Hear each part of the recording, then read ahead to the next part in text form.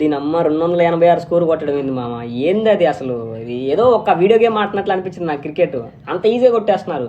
ఇప్పటికి 18 సీజన్స్లో 250 కంటే ఎక్కువ 10 సార్లు కొట్టారు ఐపీఎల్లో. అందులో 5 సార్లు కేవలం ఎస్ఆర్హెచ్ ఒక్కటే కొట్టింది. అంటే మిగతా టీంలు అన్నీ కలిసి 5 సార్లు కొడితే ఎస్ఆర్హెచ్ ఒక్కటే 5 సార్లు కొట్టింది. 250 కంటే ఎక్కువ. 286 వీళ్ళ రికార్డుని వీళ్ళే బ్రేక్ చేసుకుని 300 కొడతారేమో అనిపించింది మధ్యలో. కానీ తర్వాత స్లో డౌన్ చేశారు. కానీ వీళ్ళ రికార్డు వీళ్ళే బ్రేక్ చేసుకుంటారు అనుకున్నారు 287. ఇప్పుడు టాప్ స్కోర్లు వచ్చేసి ఎస్ఆర్హెచ్ టాప్ 3లో ఉంది.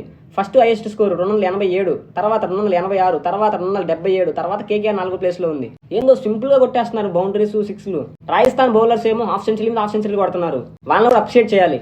బౌలింగ్లో హాఫ్ సెంచరీలు కొట్టడం అంటే అది అసలు చాలా పెద్ద రికార్డులే. బ్యాట్స్మెన్లు కొడతారులే కానీ బౌలర్స్ హాఫ్ సెంచరీలు కొట్టరు కదా. కానీ మన రాజస్థాన్లో అయితే కొట్టారు. ఎస్ఆర్హెచ్ ఏమో కనీసం 200 స్ట్రైక్ రేట్ మెయింటైన్ చేయాలి. మినిమం ప్రతి ఒక్క బ్యాట్స్మెన్ కూడా 200 స్ట్రైక్ రేట్ అయితే మెయింటైన్ చేశారు. అన్బిలీవబుల్ అబ్బా అసలు. స్టార్టింగ్ ఈ రేంజ్ లో ఉంటే ఇంకా ఈ సీజన్ లో ఎస్ఆర్హెచ్ ఫ్యాన్స్ కి అయితే కనుల పండగే. ఎస్ఆర్హెచ్ ఫ్యాన్స్ ఉంటే కామెంట్ చేయండి ఖచ్చితంగా.